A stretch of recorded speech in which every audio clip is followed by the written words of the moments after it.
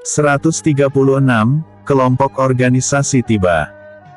Jian Chen kembali menghindari tebasan golok Xin Yan yang begitu cepat, setiap ayunannya dipenuhi tenaga dalam yang besar. Xin Yan mengerahkan seluruh kemampuan goloknya sekuat tenaga, tak membiarkan Jian Chen memberikan serangan balik, tetapi setelah beberapa gerakan tidak ada tebasan yang mengenai lawannya. Apa? Bagaimana bisa? Xin Yan begitu terkejut karena Jian Chen seolah mengetahui gerakan-gerakannya selanjutnya. Sebelum dia melakukan serangan susulan, Jian Chen sudah terlebih dahulu balik menyerang menggunakan ilmu tangan kosong, membuat Xin Yan berubah di posisi bertahan hingga salah satu tendangan Jian Chen mengenai perutnya. Tendangan itu begitu keras membuat Xin Yan hampir memuntahkan darah. Jian Chen memutar tubuhnya lalu kembali mengayunkan tendangan, tetapi kali ini ia mengenai wajah Xin Yan. Xin Yan terpental kuat hingga mengenai dahan pohon.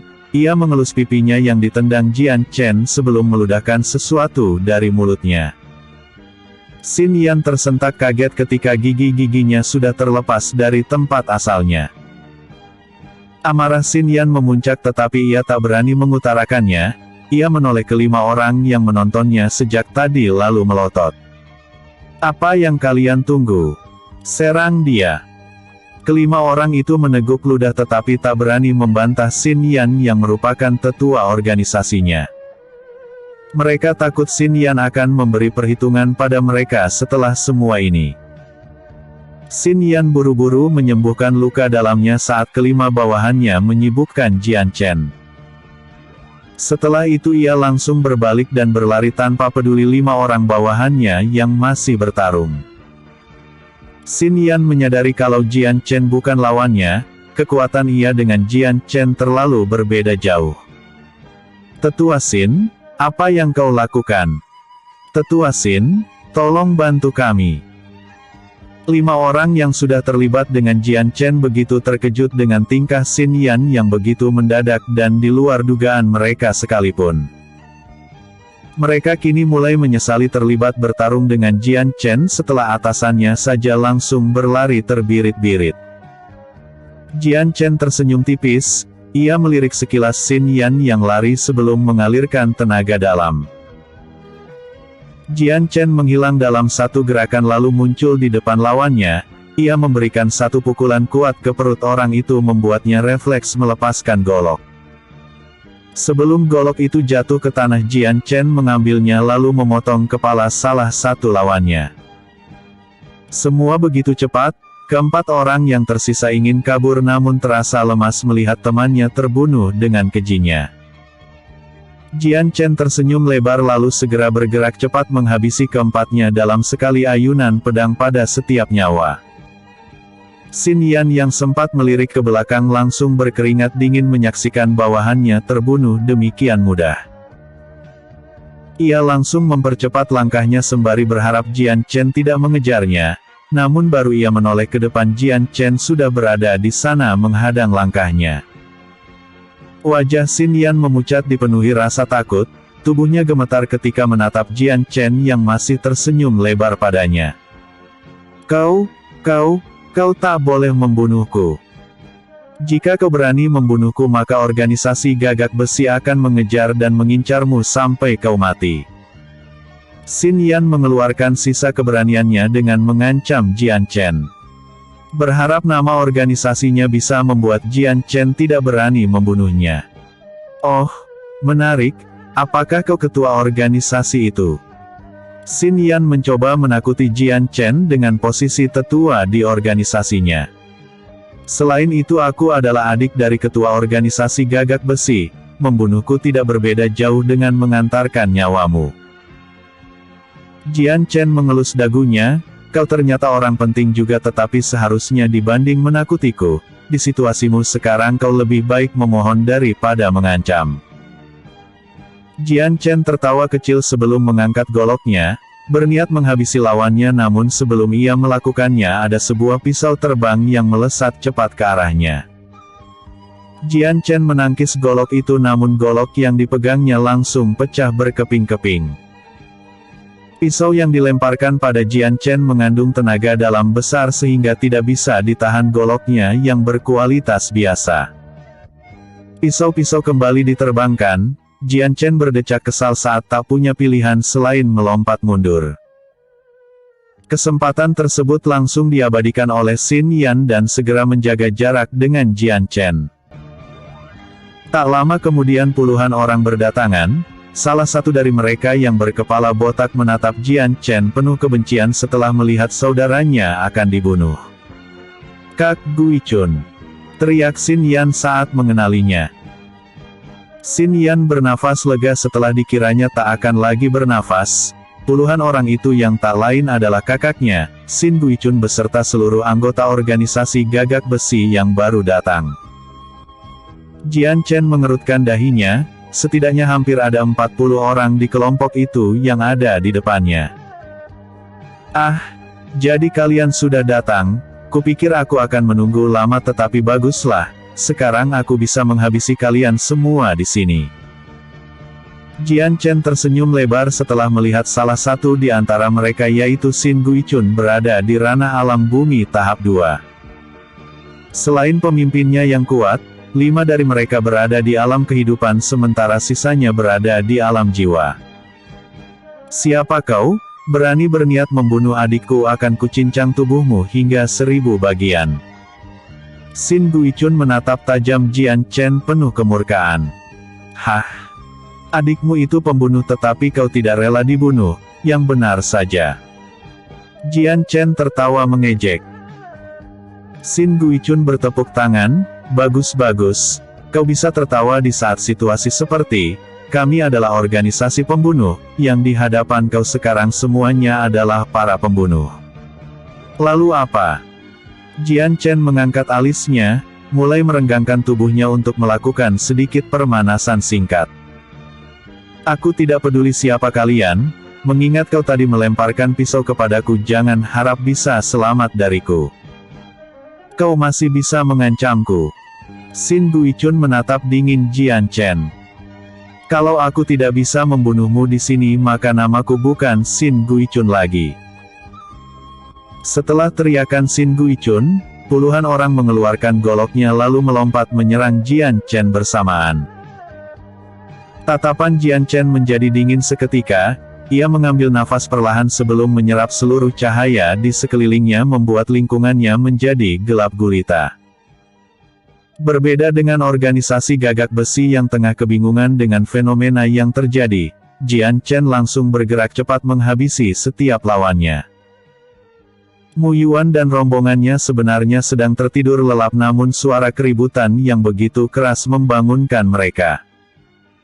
Mu Yuan ternyata tidak bangun sendirian. Para pengawal serta dayang bahkan sudah terjaga sejak tadi. Mereka semua tampak kebingungan sembari menatap sumber suara dari dekat arah hutan. Mereka yang mendengar menyadari kalau suara itu adalah suara pertarungan yang sedang berlangsung.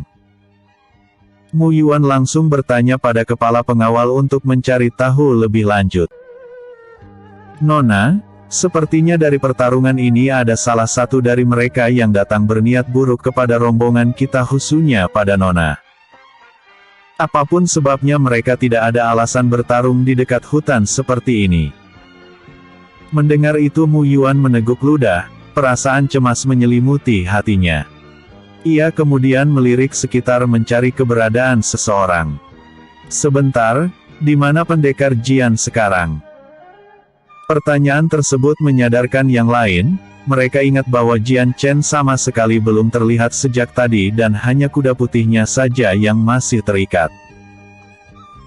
Semua pandangan bergerak ke arah suara pertarungan yang semakin keras. Mu Yuan serta para pengawal memikirkan satu hal ketika Jian Chen tidak ada di sini, yaitu orang yang bertarung tersebut adalah dirinya.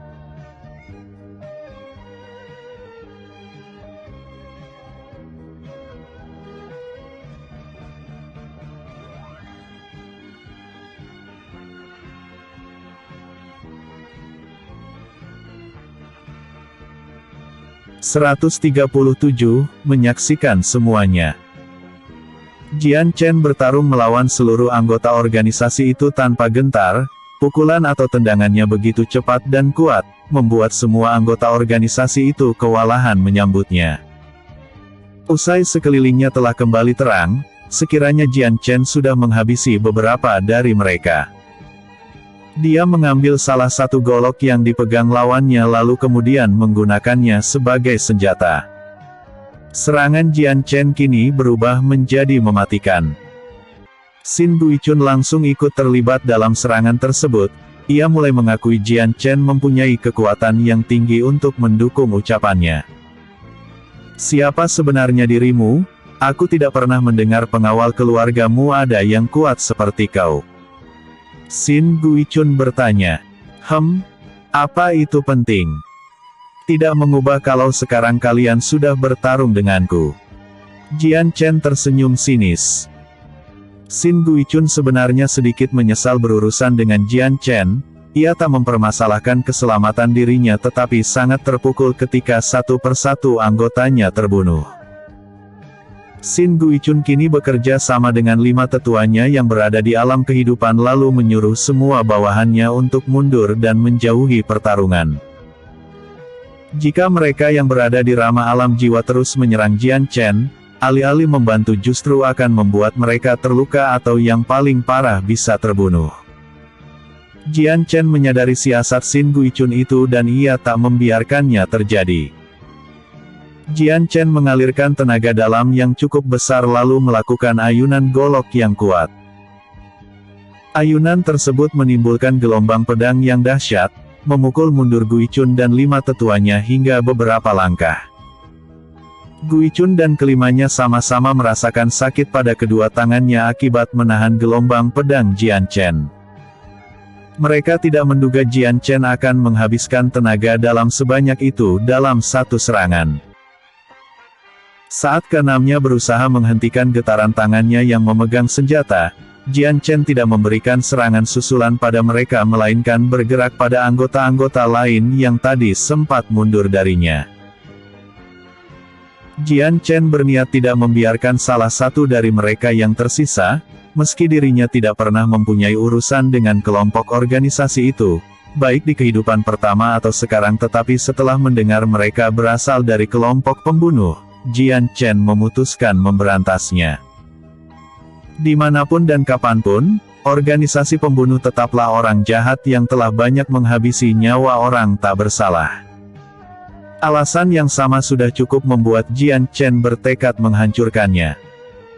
Dalam waktu relatif singkat Jian Chen sudah berada di antara tengah-tengah mereka. Jian Chen tersenyum dingin yang membuat puluhan anggota organisasi itu menjadi ketakutan.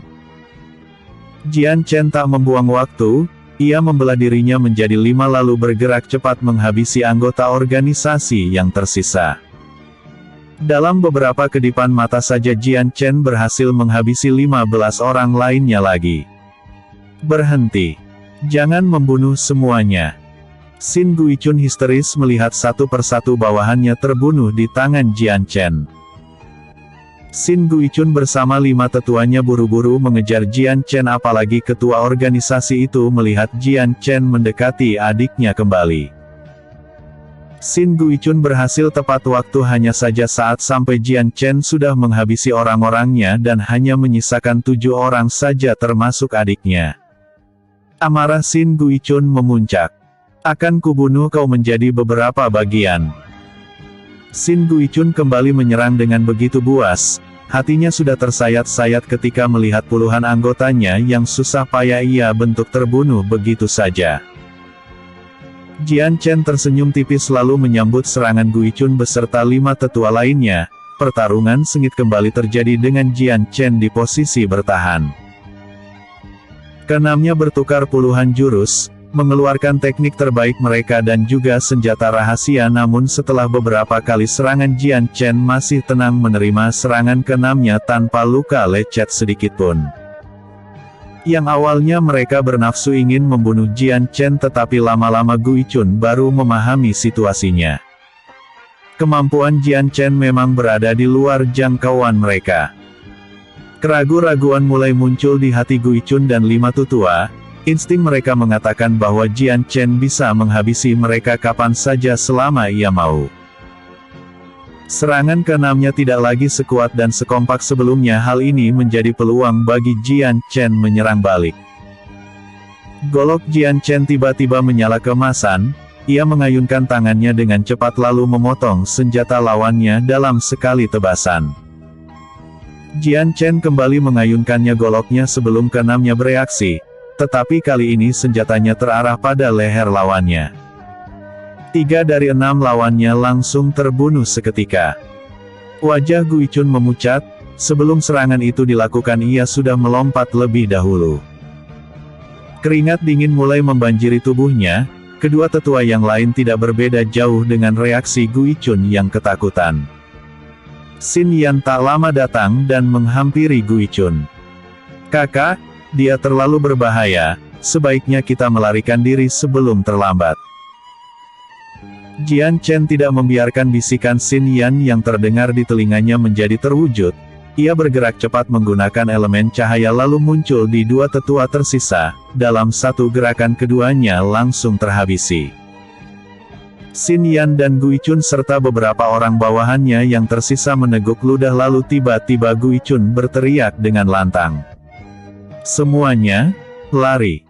Xin Guichun terlebih dahulu mendorong adiknya sebelum melompat dan melarikan diri. Beberapa bawahannya yang tersisa mengikutinya serupa. "Kakak!" Xin Yan tidak menduga dirinya akan dijadikan tumbal untuk pelarian kakaknya. Sebelum ia mengatakan sesuatu lagi Jian Chen sudah ada di dekatnya sambil mengayunkan goloknya. Dalam sekali tebasan Xin Yan langsung terbunuh. Jian Chen tidak berhenti di sana dan langsung berlari mengejar Guichun. Dalam beberapa tarikan nafas Jian Chen sudah menyusulnya. "Apa? Bagaimana Bi?" Guichun belum selesai menyelesaikan ucapannya saat tiba-tiba Jian Chen lebih dulu memotong lehernya, membuat Guichun terbunuh seketika dengan mata terbuka. Pria botak itu tidak menyangka akan mati di misi ini. Kini yang lari bersama Guichun sudah jatuh terduduk dengan wajah pucat serta putus asa. Mereka mulai memohon ampunan pada Jian Chen tetapi sayangnya pemuda tersebut tidak peduli dengan ocehan mereka sehingga langsung menghabisinya. Jian Chen menghembuskan nafas lega setelah semuanya sudah berakhir.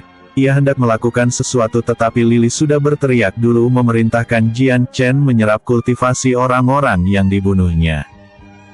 Jian Chen menggaruk kepala, ia menghela nafas sebelum menuruti kemauan Tuan Puteri itu. Lili meminta hanya di alam kehidupan dan alam bumi saja yang diserap, meski tidak terlalu mengerti keinginannya Jian Chen tetap melakukannya. Kultivasi Lili kemudian melonjak dengan signifikan setelah menyerap kultivasi Guichun yang berada di alam bumi. Gadis itu telah menyamai kultivasinya sekarang yaitu di ranah alam bumi tahap 3. Jian Chen terkejut menyadarinya sedangkan Lili tertawa puas saat kekuatannya dengan Jian Chen hampir tersusul. Gadis itu melompat-lompat saking bahagianya. Maksudku, tidak buruk juga." Lili menyadari tingkahnya yang kekanak-kanakan jadi buru-buru menganulir sikapnya dengan melipat tangan di dada dan berekspresi merendahkan. "Bukankah seharusnya kau mengatakan sesuatu yang seharusnya?" Jian Chen menaikkan alisnya. Lili berdecak kesal. Iya, terima kasih," katanya dengan nada terpaksa lalu menjulurkan lidahnya pada Jian Chen. Jian Chen menggelengkan kepala, ia ingin mengatakan sesuatu lagi pada Lili tetapi sesaat dirinya menyadari ada seseorang yang menontonnya sejak tadi. Jian Chen menoleh lalu menemukan rombongan Mu Yuan tengah melihatnya dari jauh. 138, Kecantikan Lili. Usai pertarungan tersebut rombongan Mu Yuan dan Jian Chen langsung melanjutkan perjalanannya. Susana rombongan kereta tidak lagi sama seperti sebelumnya apalagi para pengawal khususnya sudah melihat bagaimana Jian Chen membunuh musuh-musuhnya dengan ekspresi dingin dan bahkan sedikit menikmati pembunuhan tersebut. Mu Yuan tidak jauh berbeda tetapi gadis itu masih bisa berbicara dengan Jian Chen. Setidaknya bagi Mu Yuan Jian Chen adalah pendekar yang baik karena telah menyelamatkan nyawanya 2 kali. Mu Yuan sudah dijelaskan oleh Jian Chen garis besar pertarungan tersebut. Ia tidak menduga bahwa akan ada yang mengincarnya dan mereka adalah kelompok pembunuh terkenal di Provinsi Naga Angin. Andai saja ia tidak bertemu dengan Jian Chen di perjalanan, mungkin gadis itu akan bernasib berbeda hari ini. Sang pemuda yang dimaksud sendiri kini tengah menunggangi kudanya paling depan, tidak sepatah kata pun yang ia lontarkan setelah aksi pembantaian yang ia lakukan selain memacu kudanya. Beberapa jam berlalu mereka bergerak, matahari yang seharusnya terlihat di atas sana tidak terlihat sama sekali padahal kini sudah hampir tengah hari. Awan di atas langit begitu tebal dan pekat, menandakan hujan akan tiba, tidak berangsur lama hingga tetesan demi tetesan mulai berjatuhan. Beruntungnya rombongan Mu Yuan ketemu penginapan bertepatan hujan semakin deras. Penginapan itu merupakan penginapan terpencil yang jauh dari penduduk namun memiliki ukuran besar dan berlantai 4. Biasanya penginapan terpencil seperti ini ditujukan untuk para rombongan pedagang atau pejalan kaki sebagai peristirahatan sementara. Mu Yuan memilih berteduh di sana bersama Jian Chen dan yang lainnya. Nama tempat penginapan itu dinamai Penginapan Bangau Salju. Dua pelayan menyambut kedatangan mereka dengan ramah setelah mengetahui Mu Yuan berasal dari keluarga besar yang terlihat dari keretanya mewah. Pelayan itu segera mengurus kuda Mu Yuan sementara si pemilik masuk ke penginapan. Terlihat di dalam hanya ada beberapa pelanggan yang juga ikut berteduh. Mu Yuan kemudian memesan beberapa kamar untuknya dan para pengawal serta dayang. Hampir separuh kamar di penginapan itu disewa oleh Mu Yuan. Pengurus penginapan begitu antusias, jarang sekali mereka melihat ada orang bangsawan seperti Mu Yuan berbaik hati menyewa kamar pada para pengawalnya juga. Mu Yuan hendak menawarkan kamar untuk Jian Chen tetapi pemuda itu menolak. "Uangku cukup, aku bisa membayarnya." Mu Yuan tidak membantah, melihat sepertinya hujan akan berangsur lama dan boleh jadi bakal seharian ia pergi ke kamarnya untuk istirahat beberapa waktu. Gadis itu meski tidur di dalam kereta saat perjalanan tetap saja sensasinya tidak terasa nyaman jika dibandingkan tidur di kasur. Dengan pikiran yang masih berkecamuk tentang banyak hal, gadis itu mencoba tidur beberapa saat. Di dalam kamar Jian Chen memesan makanan yang ada restoran tersebut, tidak lupa dengan teh hangat ketika hujan di luar sana terasa berhembus dingin menyentuh kulit. Tak lama kemudian pelayan datang dengan membawa napan makanan yang masih hangat, asap putih mengepul menggiurkan, tanpa basa-basi lagi Jian Chen mengangkat sumpitnya lalu segera menyantap makanannya dengan lahap. Usai makan dan perutnya terisi, Jian Chen memilih berkultivasi selagi hujan di luar masih turun dengan deras. Dengan menyerap cahaya Jian Chen bisa menjernihkan pikirannya kembali serta tubuhnya menjadi rileks. Setidaknya itu yang mau Jian Chen rasakan saat tiba-tiba Lili membuka suaranya. "Aku baru menyadarinya sekarang saat kultivasiku di alam bumi kalau sebenarnya tingkatkan kultivasimu berbeda." Jian Chen mengerti maksud Lili, memang kultivasi Dewa Cahaya yang dipakainya memiliki tahap kultivasinya sendiri. Nama tingkatan dan sumber kultivasinya yang berbeda, Jian Chen membuka mata. Cara penerobosan dan lainnya hampir sama dengan kultivasi pada umumnya. Jian Chen kemudian menjelaskan bahwa kultivasi Dewa Cahaya lebih banyak keunggulan, seperti setiap menerobos ke alam selanjutnya kekuatan si pengguna akan naik secara signifikan, belum lagi sumber daya kultivasi tidak harus memakan tanaman atau pil sumber daya. Hanya menyerap cahaya di sekelilingnya sudah cukup untuk meningkatkan kultivasi. Lili melipat tangannya di dada, "Sejujurnya aku cukup penasaran dengan identitas gurumu itu. Di duniaku sendiri aku belum pernah mendengar kultivasi yang sehebat ini. Apa perjalananmu bertemu dengannya hanya kebetulan belaka atau memang sudah direncanakan?" "Itu." Jian Chen menggaruk kepalanya sebelum mengangkat bahu. "Aku juga tidak tahu, tapi yang pasti beliau sudah mengajarkan banyak hal padaku."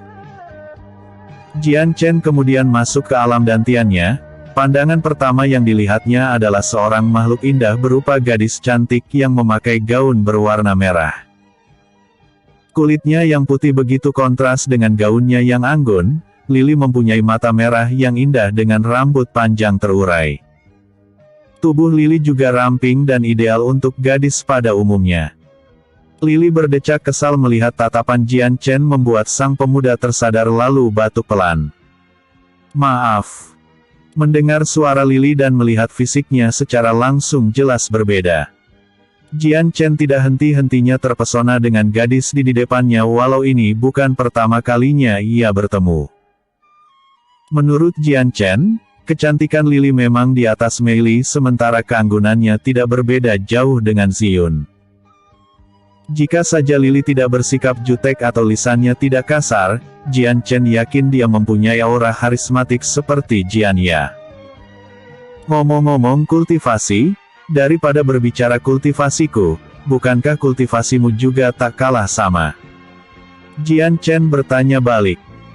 Lily mendengus, tidak ada yang berbeda, seperti yang kukatakan sebelumnya aku hanya menyerap kultivasi orang lain agar bisa bertambah kuat.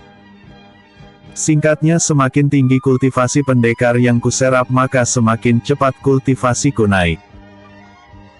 Tapi sebaliknya, sekarang kultivasi yang ada di bawah kultivasiku tidak lagi berguna, mereka bisa kuserap tapi kultivasiku hanya akan naik sedikit. Itu sebabnya Lily sebelumnya menyuruh Jian Chen hanya menyerap kultivasi di alam kehidupan ke atas saat membunuh kelompok tadi. Karena alam jiwa apalagi alam roh tak dapat banyak mempengaruhi kultivasi Lily. Bagaimana dengan kekuatanmu? Kau tidak lemah bukan? Apa masalahmu? Kekuatan ya kekuatanku, itu bukan urusanmu. Lily menyipitkan matanya, jangan bilang saat ini kau sedang berusaha mendekatiku, kau terbius dengan kecantikanku. Jian Chen tersedak nafasnya sendiri. Ia ingin sekali melakukan sesuatu pada gadis itu tetapi mencoba menahannya. Kenapa kau berkata seperti itu? Tidak semua laki-laki memilih wanita karena kecantikannya. Kecerdasan, garis keturunan dan sikap adalah tolak ukur lain dalam penilaian laki-laki. Lily tertawa mengejek, aku tidak menyalahkan itu tetapi kenyataannya kecantikan adalah hal pertama yang laki-laki ukur. Lagian aku bukan percaya diri, soal kecantikan, tidak ada yang lebih cantik dari Tuan Puteri ini. Jian Chen mendengus. Kau terlalu percaya diri. Ohoho, dasar perjaka. Begini saja, aku tantang jika kau tidak terbius dengan kecantikanku dalam waktu 1 menit, aku akan mengaku kalah. Jian Chen menyipitkan matanya, baik. Akan kulihat bahwa kau terlalu memandang tinggi dirimu. Lily terkekeh lalu kemudian menatap Jian Chen dengan cara berbeda, tidak ada lagi pandangan kasarnya, wajahnya terasa lebih lembut dan senyuman terukir di bibirnya dengan manis. Lily mengelus dagunya, ia merubah sikapnya terlihat menjadi gadis yang baik. Lily memainkan anak rambutnya dengan wajah yang dibuat-buat seperti tersipu malu. Jian Chen meneguk ludah, harus ia akui pesona Lily sangat mengerikan bagi kaum laki-laki. Sebelum Jian Chen terbawa suasana lebih jauh ia memetikan jarinya, seketika dari kristal hijau tak jauh dari mereka berada, rantai-rantai bermunculan dan langsung meringkus Lily. Kau, apa yang kau? Lily tidak bisa menahan diri selain mengumpat saat tubuhnya tiba-tiba diringkus dengan paksa. 139, Konflik Pemerintahan. Jian Chen tertawa mengejek, kau sebaiknya memang seperti ini. Hei, dasar gila, lepaskan aku. Jian Chen terkekeh sebelum mengayunkan tangannya, seketika rantai yang melilit Lily terlepas, gadis itu langsung menggerutu kesal. Bilang saja kau terpesona, tidak kuat menahan kecantikanku. Jian Chen tidak terlalu mendengar omelan Lily, ia membuka mata langitnya kemudian melihat kultivasi dalam tubuh Lily untuk memastikan gadis itu memang di alam bumi. Sepertinya dia memang tidak jahat padaku, Meski kultivasi kami hampir berimbang tetapi kekuatan Lily jauh di atasku. Dengan mata langitnya Jian Chen bisa melihat aura terpendam Lily yang lebih kuat darinya.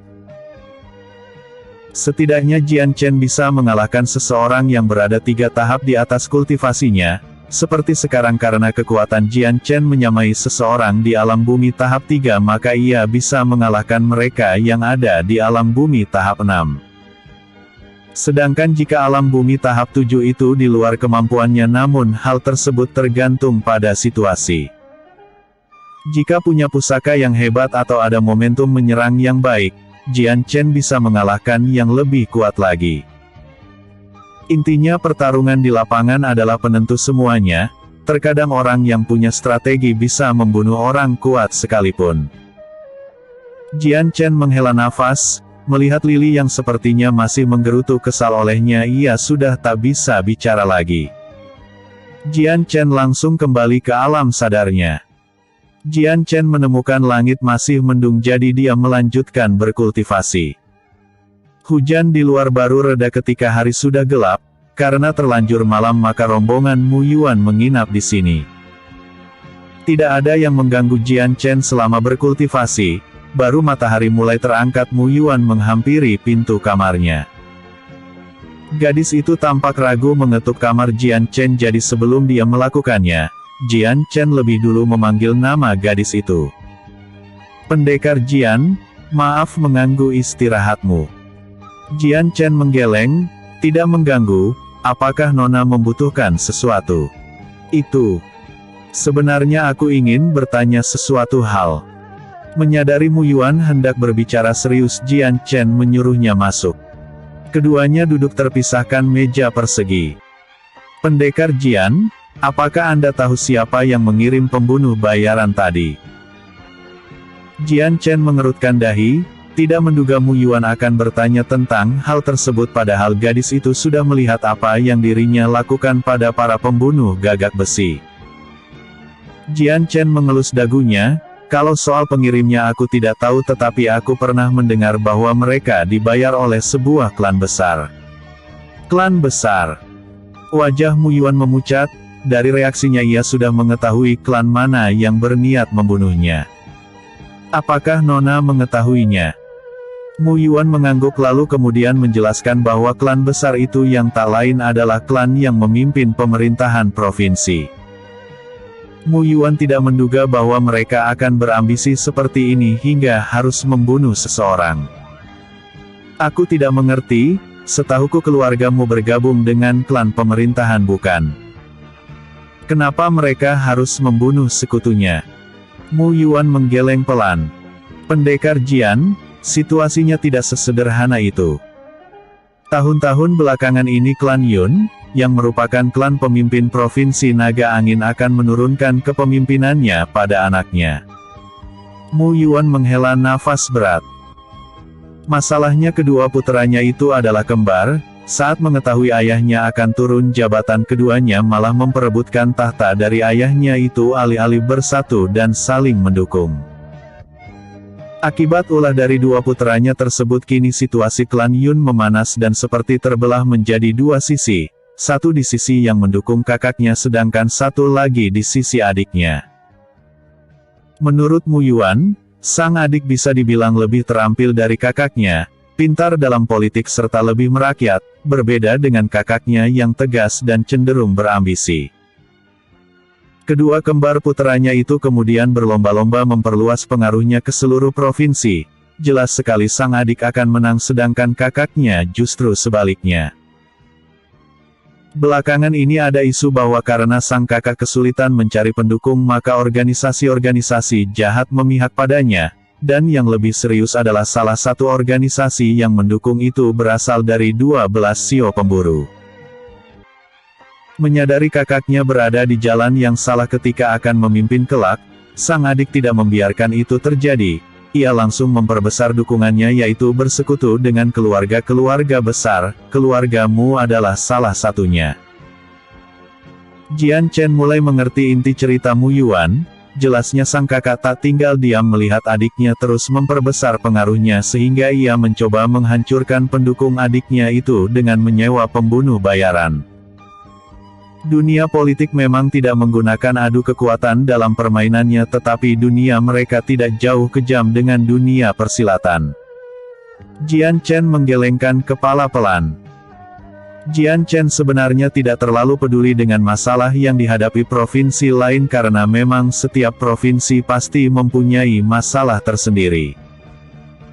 Yang menanggungnya pikirannya adalah ketika mendengar organisasi 12 Sio Pemburu. Jelas sekali pengaruh organisasi itu sangat kuat di Kekaisaran Naga. Menurut Jian Chen, alasan mereka tidak bertindak terang-terangan selama ini di Kekaisaran Naga karena kekuatan mereka belum cukup untuk menguasai seluruh 12 provinsi. Apalagi Provinsi Naga Api memiliki banyak pendekar kuat di dalamnya. Jika 12 Sio Pemburu hendak menguasai salah satu provinsi, maka pemerintahan Kekaisaran tidak akan tinggal diam. Pendekar Jian, setelah ini kami akan berencana singgah ke kota terdekat. Selain ada keperluan di sana, kami juga berniat menyewa beberapa pendekar untuk keamanan rombonganku. Aku mengerti, itu berarti kita akan berpisah di ujung jalan nanti. Setelah tidak ada lagi keperluan, Mu Yuan langsung berpamitan pergi. Jian Chen melihat punggung gadis itu sembari menggelengkan kepala pelan. Jelas sekali Mu Yuan memiliki jabatan penting di keluarganya. Jian Chen menebak alasan Mu Yuan berpergian seperti ini karena urusan politik. Meski kekuatan keluarga bangsawan tidak bisa disandingkan dengan sebuah klan, tetapi mereka juga mempunyai pengaruh yang besar. Jika yang dikatakan Mu Yuan benar, maka situasi di ibu kota provinsi tidak baik-baik saja sekarang. Jian Chen berharap seperti apa masalah provinsi mereka tidak mengganggu perjalanannya. Jian Chen masih menemani rombongan Mu Yuan hingga mereka tiba di dua jalan yang berbeda. Ini adalah titik Jian Chen berpisah dengan rombongan tersebut. Jalan yang dipilih Mu Yuan adalah ke tempat kota kecil berada, sementara Jian Chen akan terus bergerak lurus menuju jalan ibu kota. Pendekar Jian, terima kasih karena telah menemani kami sampai sini. Jika bukan karenamu, kami sekarang mungkin sudah di kondisi yang berbeda. Mu Yuan memberikan hormatnya diikuti pengawal dan yang lain. Tidak perlu sungkan, sudah sewajarnya kita menolong mereka yang sedang dalam bahaya. Mu Yuan kemudian memberikan sebuah medali pengenal pada Jian Chen. Siapa tahu nanti pendekar Jian akan singgah ke keluargamu. Kami akan menyambut Anda dengan menunjukkan medali ini. Jian Chen menerima medali itu, meski dirinya tidak tahu apakah akan digunakan atau tidak nantinya. Kalau begitu sampai jumpa lagi, semoga perjalanan kalian selamat sampai tujuan. Selepas berbicara demikian, Jian Chen memacu kuda putihnya ke arah selatan. Episode sebelumnya, Eps 138, Kecantikan Lily. Episode berikutnya, Eps 140, Kota Daiji. 140, Kota Daiji. Beberapa hari berlalu sejak Jian Chen dan rombongan Mu Yuan berpisah, kini ia telah tiba di salah satu kota yang harus dilaluinya. Mungkin kota ini yang dimaksud kepala toko. Jian Chen melihat gerbang kota itu yang lebih lebar dan gagah, menandakan kota di hadapannya merupakan kota besar. Sebelumnya kepala toko asosiasi di kota Sanwei sudah memberitahu bahwa jika menuju ibu kota, Jian Chen akan bertemu dengan salah satu kota terbesar di Provinsi Naga Angin, yaitu kota Daijing. Jian Chen menebak kota ini adalah yang dimaksud kepala toko itu. Tunggu dulu, tunjukkan identitasmu. Seorang penjaga menghentikan langkah kuda Jian Chen yang hendak melewati gerbang. Jian Chen memberikan sebuah tanda pengenal yang berwarna emas. Tanda pengenal tersebut adalah tanda pengenal yang sama dengan Mei Li dulu, bisa digunakan di mana saja selama ia berada di Kekaisaran Naga. Jian Chen diberi oleh Miu Lin sebelum dirinya berangkat. Penjaga itu terkejut saat melihatnya.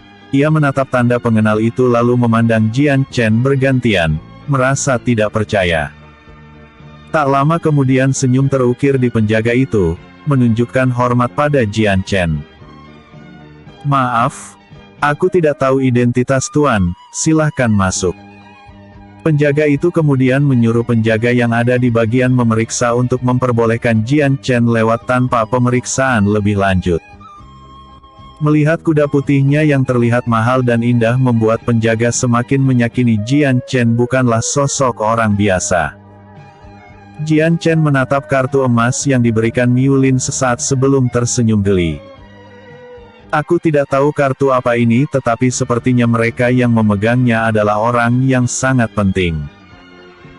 Melihat penjaga di provinsi lain menunjukkan hormatnya, hanya sebuah kartu menandakan bahwa kartu yang dipegang Jian Chen bukan kartu sembarangan. Jian Chen mulai melangkahkan kudanya memasuki gerbang kota. Hal pertama yang disambutnya di sana adalah pemandangan keramaian kota tersebut. Kota Daijing mempunyai luas hampir menyamai ibu kota Qianshan, merupakan kota yang padat oleh banyaknya penduduk. Jian Chen harus lebih berhati-hati menaiki kudanya karena banyak orang berlalu lalang, ia bahkan sedikit kesulitan untuk maju apalagi ketika melewati beberapa pasar. Ini akan membutuhkan waktu yang sangat lama. Jian Chen menggaruk kepala melihat sekeliling kota yang luas namun tidak menemukan asosiasi klan Miu. Di tengah jalan Jian Chen sempat melihat kerumunan penduduk sedang memberi hormat ketika ada rombongan kereta lewat. Selain hormat, mereka bahkan terkesan takut pada rombongan kereta itu. Kereta itu terlihat mewah, di dalamnya ada seorang pemuda berwajah dingin sedang duduk bersama seorang berjubah hitam. Pemuda yang ada di kereta memiliki paras yang tampan, tetapi Jian Chen menebak pemuda itu memiliki status besar di belakangnya. Kereta yang ditungganginya saja merupakan kereta bangsawan kelas tinggi. Para pengawal di sekitarnya bahkan memiliki kultivasi di alam kehidupan puncak sementara pemuda itu telah mencapai alam bumi. Kekuatan dia memang tinggi di usia yang begitu muda namun pondasinya sangat rapuh. Laki-laki itu jelas dibesarkan oleh sumber daya yang melimpah. Kira-kira pemuda di dalam kereta berusia 24 tahunan namun sudah di alam bumi. Di dunia persilatan hal tersebut bisa dikatakan jenius. Yang membuat Jian Chen tertarik adalah seseorang yang duduk bersama pemuda itu, ia harus menggunakan mata langitnya untuk melihat kultivasinya. Jian Chen begitu terkejut saat mengetahui orang memakai jubah itu berada di alam hampa. Jian Chen terus melangkahkan kaki kudanya setelah rombongan kereta itu sudah menjauh. Ia tak berminat mencari tahu lebih dalam rombongan mereka. Ia kemudian bertanya pada orang-orang di sekitar untuk mencari asosiasi dan kebetulan ternyata asosiasi klan Miu memang cukup terkenal di sini. Menurut beberapa sumber, sekiranya ada 10 cabang asosiasi di kota Daiji yang tersebar di beberapa titik. Mendengar itu Jian Chen menjadi antusias jadi dia langsung menuju ke salah satu toko asosiasi yang paling besar. Bukan hanya toko sumber daya saja, asosiasi di kota Daijing memiliki bermacam-macam toko, seperti penginapan, toko baju, serta restoran juga ada di sini dan semua berasal dari klan Miu. Jian Chen turun dari kudanya ketika telah sampai di toko, salah satu pelayan asosiasi mengambil alih kuda Jian Chen untuk mengikatnya. Jian Chen tidak berbasa-basi pada pelayan yang menghampirinya. Ia mengeluarkan sebuah liontin lalu menyuruh pelayan itu agar membawanya ke atasannya. Meski tidak mengenali liontin Jian Chen, pelayan itu tetap memberikan pada manajernya tanpa tahu sang atasannya langsung berkeringat dingin ketika mengetahuinya. "Di mana kau mendapatkan ini?" tanya manajer itu bangkit dari kursinya. "Anu tuan, di depan toko ada seorang pemuda yang menyuruhku untuk memberikan ini padamu," ungkap si pelayan. Manajer itu meneguk ludah, ia tidak menyangka akan bertemu sosok penting asosiasi hari ini. Manajer itu sempat menyesal karena tadi bermalas-malasan di ruangannya. Manajer itu langsung buru-buru ke depan toko, Sebelum melangkah ia memberitahu pelayan sebelumnya agar mengumpulkan pelayan yang lain dan bersiap menyambut tamu yang sangat amat penting. Jian Chen langsung disambut baik pengurus asosiasi. Manajer toko yang selalu disebut Manajer Li membawa Jian Chen ke ruangannya.